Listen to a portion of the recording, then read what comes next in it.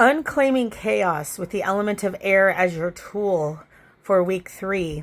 We're starting here with a wax melter, and I love using these, especially if you are sensitive to smoke. This is a fantastic way to address that you are going into a session, you're going into meditation, anything in that nature.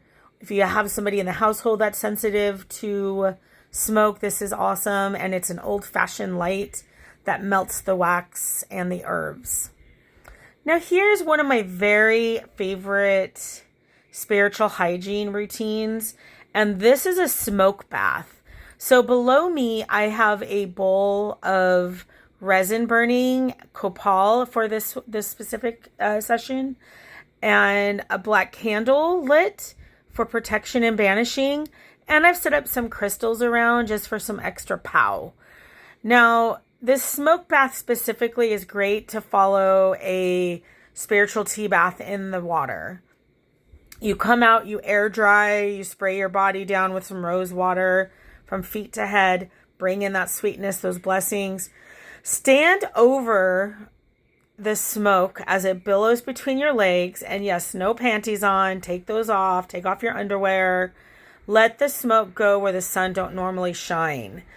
And intentionally think about clearing between your thighs, up into your sex area, into your belly.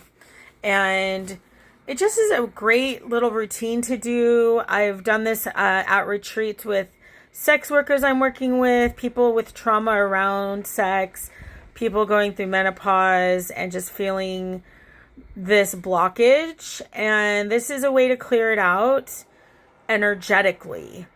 And I was moving my skirt around just to give extra air as an example. And I wanted to add in for the air is my acorn that I planted that was gifted to me by a priestess that is studying in Ireland. And she collected these during Samhain season 2024 at the Cailleach Caves. And I planted it on Epiphany and have been caretaking it. The air is important because when you're planting a tree or growing a tree, it needs the air. The leaves have to consistently move. I have it next to an open window, but I also have a fan in the room if you don't have options for the window part. It's been really powerful sleeping next to the growing oak. Now here we go with another option if sensitive to smoke or to heavy scents. This will also help activate the change in the environment for going into meditation. This can also be a preparation example for your spirit bath, but I put in marjoram, burdock, and mugwort, which when we're working with burdock, we could bring in the god Odin and even use this for like a veneration of that release, letting go. Burdock is a blood purification plant, and I like to use it. Actually, I'm new at using it, to be honest.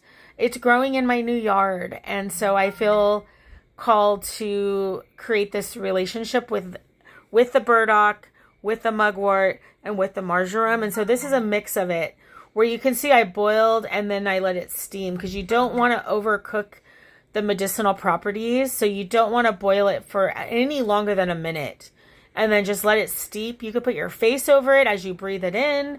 You could even drink this mix if you're not sensitive to these herbs. But ideally, you could take a bath in this. You could pour it at your doorway, an entrance, and at your home as just a clearing and claiming of your space. Mugwort represents fire, like we talked about before, but it's a good, useful way. Now, here's my ceiling fan. Awesome place to lay under after a spiritual tea bath. Let the air just like cool you down, calm you down, feel it on your skin. You're alive. You're here. Sing a song, say a prayer, cast a spell, but lay under the fan and let the air unclaim that chaos for you. The more present we are in our body, the more important it can be to incorporate these into your routines. And the grand finale, some incense that I'm burning on my ancestor altar for my grandmother here, Mimi. And the smoke of incense is one of my favorite ways to utilize air. This is copal burning again, like earlier, which is great for protection. I hope this inspires you to incorporate air into your unclaiming chaos.